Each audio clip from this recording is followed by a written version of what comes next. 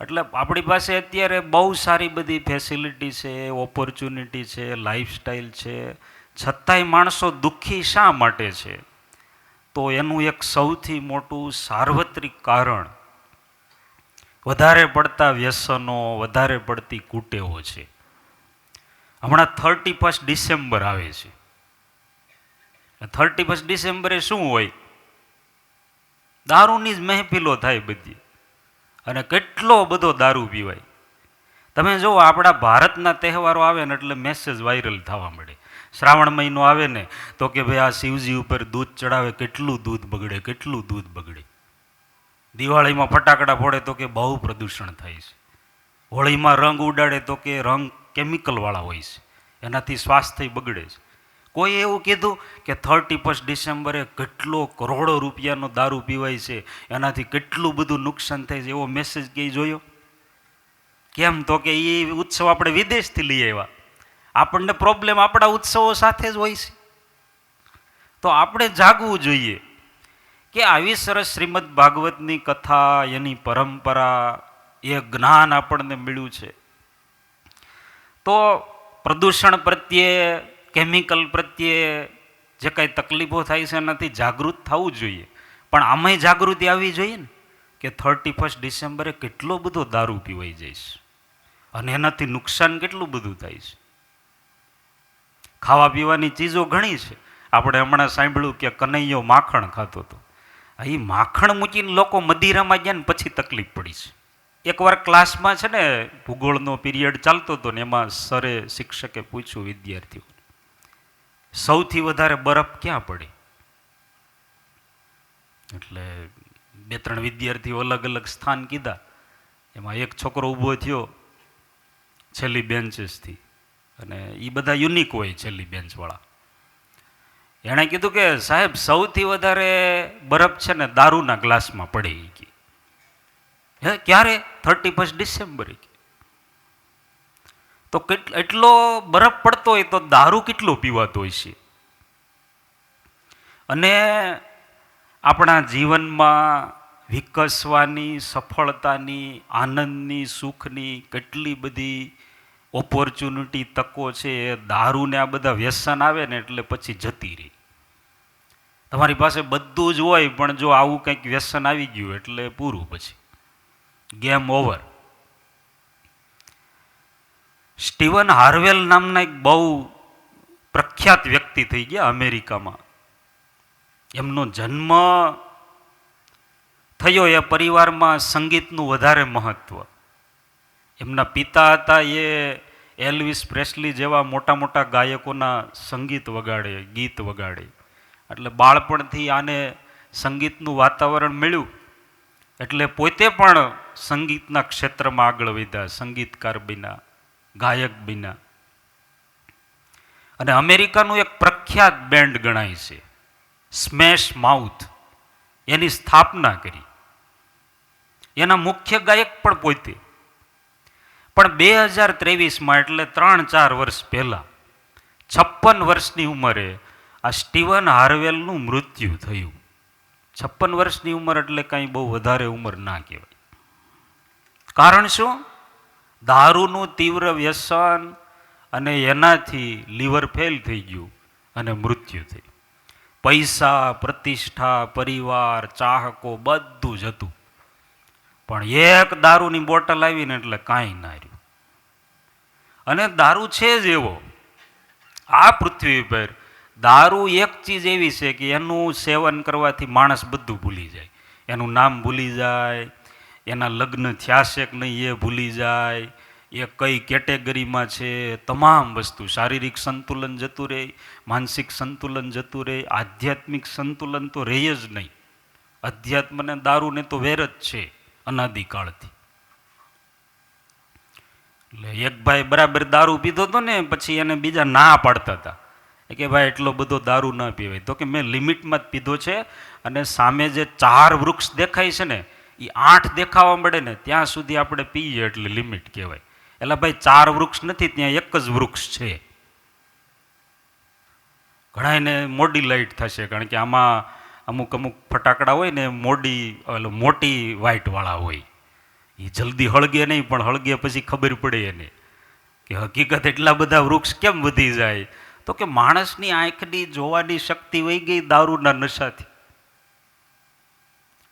એટલે જીવનમાં દારૂનું વ્યસન આવે પછી બરબાદી શરૂ. જો પરિવારમાં એક જણા પીવા માંડે ને એટલે બાકી બધા પછી ભૂખ્યા તરસ્યા જ મરી જાય એમાં.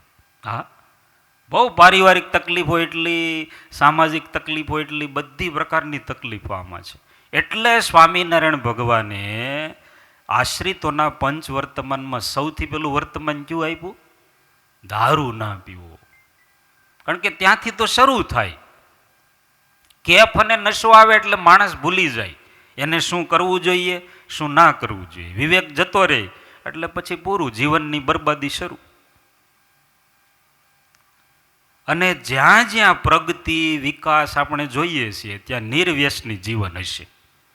તમે અહીંયા એટલા બધા સુગ્ન લોકો બેઠા છો, તમારા દીકરીના લગ્ન કરવા હોય તો તમે કેવો મૂર્તિઓ ગોળતો? દરરોજ 2 બોટલ દારૂ ઢીસી જતો હોય, એને ઢીસી જતો હોય જ કહેવાય. 4-5 પાન માવા ખાઈ લેતો હોય અને આખો દી મોઢું એનું શરૂ જ હોય આવા બધા વ્યસન ને માવા ને ફાંકીથી. 5-7 જણાના ખીચા કાપી લેતો હોય. આવો તમે ગોતો કે કેવો મૃત્યુ ગોતો? નિર્વ્યસની હોય કે જેના જીવનમાં વ્યસન હોય. કેમ? તો કે તો દીકરી દુઃખી નહીં થાય. ખ્યાલ આવ્યો તમે? દીકરી દુઃખી નહીં થાય.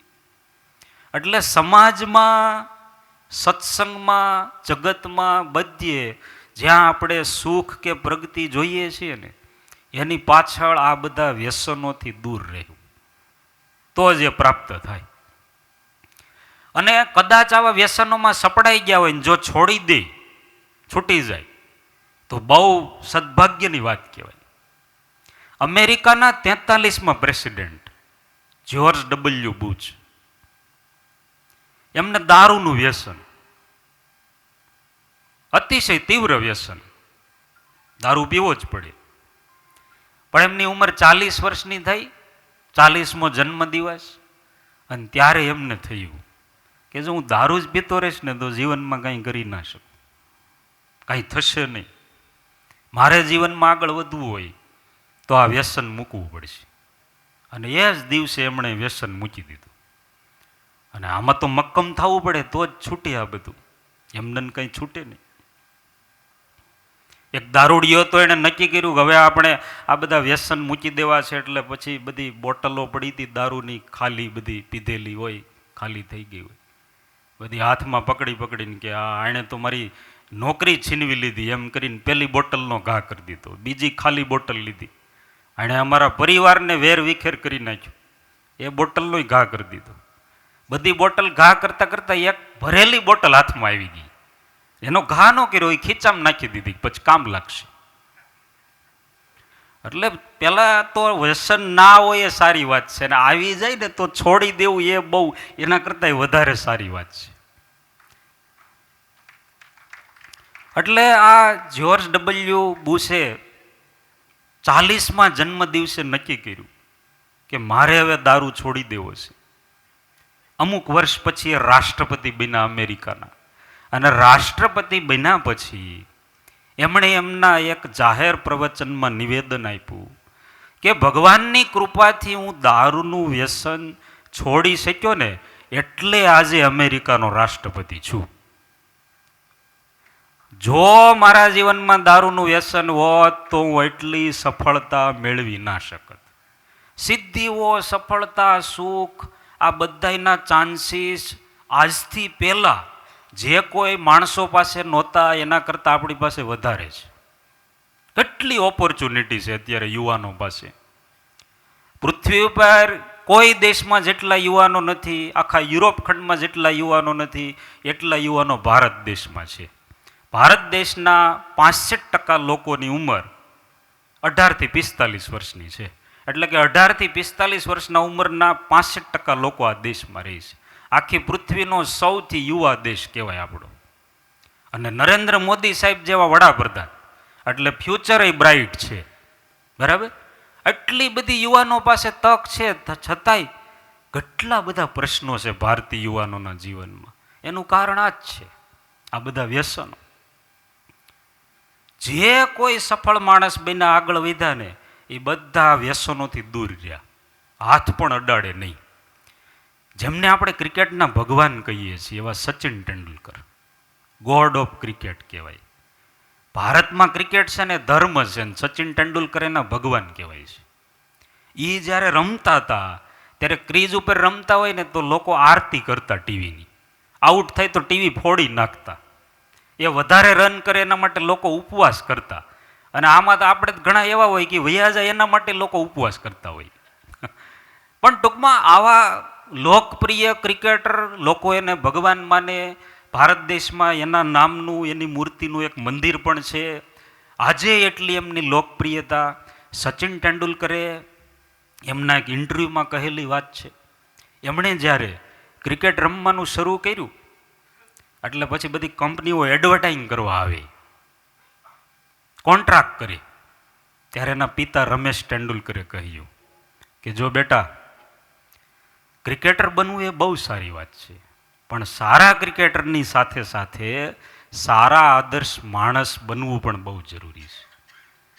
ક્રિકેટ તો તું અમુક વર્ષ રમીશ, પણ આખી જિંદગી આપણે આદર્શ માનવી તો બનેલા રહેવું જ જોઈએ. તો આદર્શ માનવી બનવા માટે આજથી જીવનમાં નિયમ લઈ લે કે ક્યારેય ટોબેકો, આલ્કોહોલ આવું વ્યસન કરવાનું નહીં, એને હાથ અડાડવાનો નહીં, ઇવન કે એની જાહેરાત પણ કરવાની નહીં, એડવર્ટાઇઝિંગ નહીં. પિતાનું આ વચન સચિન તેંડુલકરે આજ દિન સુધી આખી જિંદગી જાળવ્યું. એ જ્યારે ક્રિકેટ કરિયરમાં હતા ત્યારે 1996માં ટોબેકોની એક બહુ મોટી કંપનીએ બ્લેન્ક ચેક આપ્યો કે તમે ચાહે એટલા રૂપિયા આમાં લખી નાખો, અમે તમને પૈસા આપશું, બસ તમારા બેટની પાછળ અમારું સ્ટીકર લગાવો. સચિન તેંડુલકરે ના પાડી દીધી. 2010માં આલ્કોહોલની એક બહુ મોટી બ્રાન્ડ કંપનીએ સચિન તેંડુલકરને પર યર 20 કરોડની ઓફર આપી. એક એડવર્ટાઇઝ કરવાની 2 મિનિટની, અને પર યર આખું વર્ષ 20 કરોડ રૂપિયા મળે.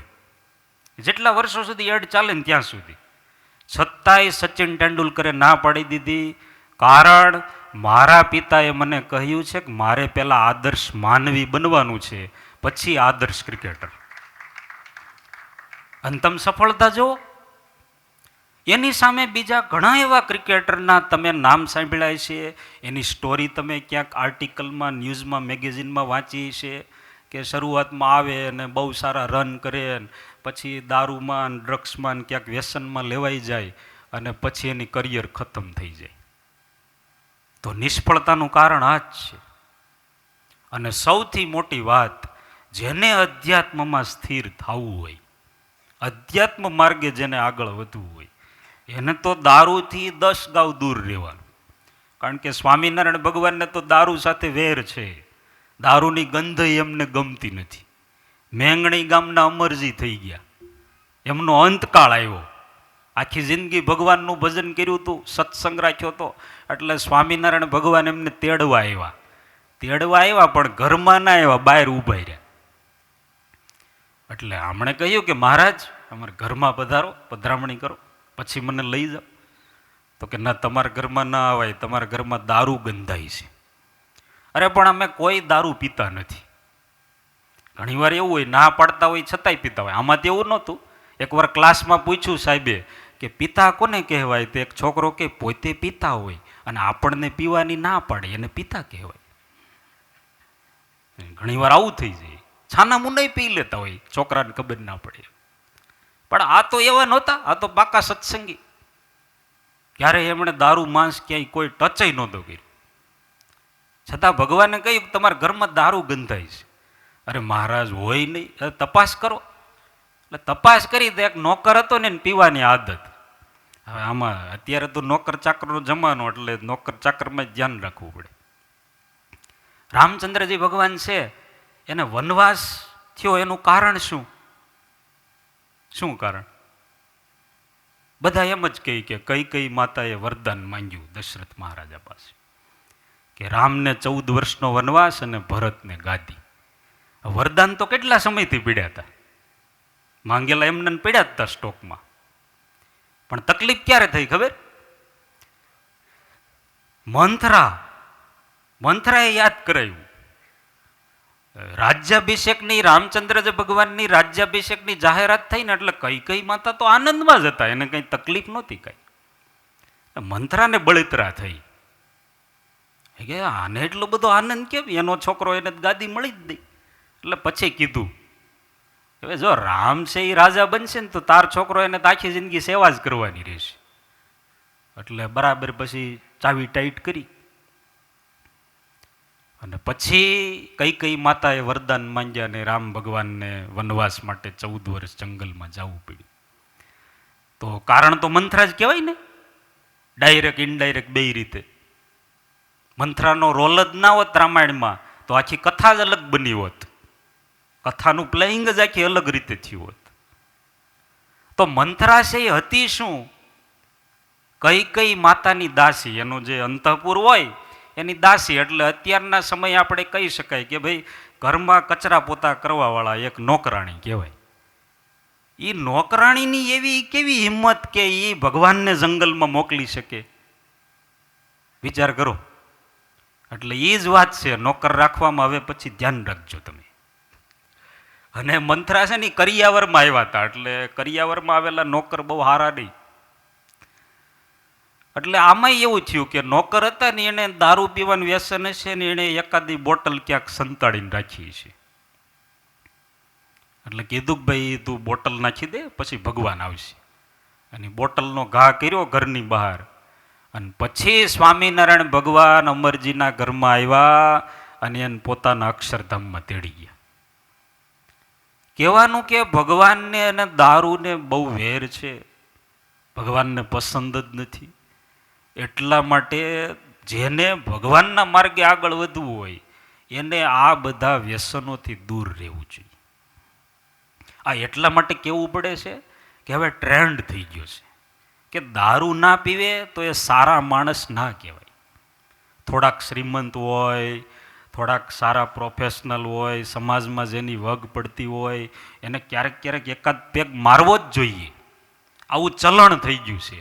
અને એ ચલણ શાસ્ત્રોમાંથી નથી આવ્યું, એ કંપનીઓએ ચડાવ્યું છે જગતમાં.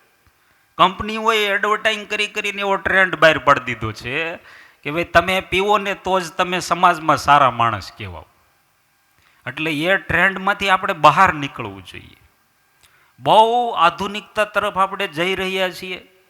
બાપ દાદા હતા એ ગામડે રહેતા હતા, પછી તમે બધા ચંદ્રપુર ને નાસિક ને પૂના ને મુંબઈ રહેવા આવ્યા. તમારા દીકરા દીકરીઓ છે ને એ અમેરિકા, ઓસ્ટ્રેલિયા, ન્યૂઝીલેન્ડ જવાના છે. 50% તો વયા જ ગયા છે, હું માનું છું ત્યાં સુધી. બરાબર? એના દીકરા દીકરીઓ બધા ચંદ્ર ઉપર ને મંગળ ઉપર ને ત્યાંથી આગળ, કોઈ પાછા પડતા જ નથી, બધા આગળ જ જાય છે. તો એ આગળ જવાના ટ્રેન્ડમાં અમુક નિયમ રાખવા પડે પારિવારિક જીવનમાં, વ્યક્તિગત જીવનમાં. નહીતર જીવન ક્યારે ધૂળધાણી થઈ જાય એ ખબર ના પડે. એટલે બહુ આધ્યાત્મિક જીવન જાળવવું જોઈએ. આધ્યાત્મિક જીવનની પરંપરાથી જ આ બધા વ્યસનોથી બચી શકાય છે. આઝાદીના આંદોલનમાં ગાંધીજીના અનુયાયી તરીકે સ્વાતંત્ર્ય સેનાનીઓમાં મહિલાઓમાં જેમનું અગ્રગણ્ય નામ કહેવાય એવા ભક્તિબા નામના એક મહિલા થઈ ગયા. અને ભક્તિબા હતા ને એમનો નાનપણથી ઉછેર સ્વામિનારાયણ સંપ્રદાયમાં, સ્વામિનારાયણ સંપ્રદાયના સંસ્કારો. એટલે લસણ ડુંગળી પણ ખાય નહીં, ગાળા વગરનું પાણી પણ પીવે નહીં. પણ લગ્ન થયા પછી એમને ખ્યાલ આવ્યો કે એમના પતિ છે ને એમને દારૂનું વ્યસન છે. અને પહેલાંના જમાનામાં તો અત્યારની જેમ હતું નહીં ને કે ઇન્ટરવ્યૂ લેવાય ને બધું વ્યવસ્થિત ઓળખાણ થાય. પહેલાં તો વિશ્વાસથી બધા સંબંધો ચાલતા હતા, છતાંય લાંબો સમય ચાલતા હતા. અત્યારે એકબીજાને લગ્ન પહેલાં જ પૂરેપૂરા ઓળખી લે, એટલે લગ્ન પછી લગભગ ઝઘડા જ શરૂ થઈ જાય. એ એક જ બાકી હોય, પહેલાં બધું ઓળખી લીધું હોય, સ્વભાવ, પ્રકૃતિ બધું. લગ્ન થયા પછી ખબર પડી કે પતિદેવને દારૂનું વ્યસન છે, દરરોજ એકવાર તો દારૂ પીવો જ પડે. સ્વામિનારાયણ સંપ્રદાયના પોતે સત્સંગી, પતિવ્રતા સ્ત્રી. એટલે એમણે એમના પતિને કહ્યું કે તમારે દારૂ પીવાનો કાંઈ વાંધો નહીં, પણ હું આપું અને મારા હાથનો જ પીવાનો, બાકી કોઈના હાથનો નહીં. એમના પતિએ હા તો પાડી, પણ પછી એ જ્યારે ભક્તિબા આમ દારૂની પ્યાલી દેવા આવે ને ત્યારે એમને ખચકાટ થાય કે મારા આ પત્ની સ્વામિનારાયણ સંપ્રદાયના સત્સંગી લસણ ડુંગળીને હાથ અડાડે નહીં, ગાળ્યા વગરનું પાણી પીવે નહીં, અને એના હાથનો દારૂ હું પીવું, દારૂ છોડી દીધો એણે. આને ટ્રાન્સફોર્મિંગ કહેવાય. આધ્યાત્મિક લાઈફથી એકના જીવનને જોઈને બીજા અનેકનું જીવન ઘડાય. તો આપણે આપણા પરિવારમાં, સમાજમાં આવી કથા પારાયણો દ્વારા, આવા વાતાવરણ દ્વારા એવું એક એન્વાયરમેન્ટ, એવો માહોલ ઊભો કરીએ કે કોઈની હિંમત કેમ થાય વ્યસન કરી શકે. પરિવારમાં એકાદ જણા ભૂલે ચૂકે વ્યસન કરે તો એને શરમ આવવી જોઈએ, એને પસ્તાવો થવો જોઈએ. આવું વાતાવરણ આપણે ક્રિએટ કરીએ. અને શરૂઆત આપણે આ ચંદે પરિવારથી કરવી છે. બરાબર? ચાલો આમાં જે બધા એગ્રી હોય ને એ પોતપોતાની ખુરશી ઉપર ઊભા થઈ જાઓ કે આપણે આવું નિર્વ્યસની વાતાવરણ ઊભું કરવું છે. પોતાની ખુરશી ઉપર ઊભા થઈ જાઓ જે એગ્રી હોય. અમુકને હજી ઈચ્છા નથી બહુ, પણ છતાં એ ધીમે ધીમે ઊભા થશે. હવે જો આમાં કરવાનું ખાલી કેટલું છે, કરવાનું એટલું જ છે કે આ કીર્તનપ્રિય સ્વામી, અનંત સ્વામી, આ બધા સંતો તમારે ત્યાં આવે છે વર્ષે દાડે મહિને, એમનો સત્સંગ તમે જાળવી રાખો. અને એ કાંઈ જે વાતાવરણ આપે, મૂલ્યો આપે, એ તમારા યુવાન દીકરાઓ, નવી પેઢી સુધી પહોંચાડો. તમે તો સત્સંગ કર્યો જ, હવે એના સુધી પહોંચાડો. તમને તો ખબર પડી જ ગઈ કે દારૂ ના પીવાય, વ્યસન ના કરાય, તમને તો ખ્યાલ જ છે. એને બહાર જવાનું છે, એટલે એને તકલીફ પડવાની છે. એટલે હવે એના માટે આપણે બધાને પ્રતિજ્ઞા કરવાની. જમણો હાથ છાતી ઉપર રાખો બધાય. જમણો, જમણો. હા, બેયને એક જ રાખજો ભાઈ. હા, જમણો હાથ. હવે હું બોલું એમ બોલવાનું બધાય. આ ભાગવત કથા પારાયણ નિમિત્તે બોલો. અમે બધા એવી પ્રતિજ્ઞા કરીએ છીએ કે અમારા ઘરમાં, પરિવારમાં ક્યારેય કોઈ પણ પ્રકારનું વ્યસન પ્રવેશવા દેશું નહીં. આજીવન સંતોનો સત્સંગ જાળવી રાખશું. બસ આ બે પ્રતિજ્ઞા કરશો એટલે વાંધો નહીં આવે. હવે તાળીઓ પાડો તમારા માટે.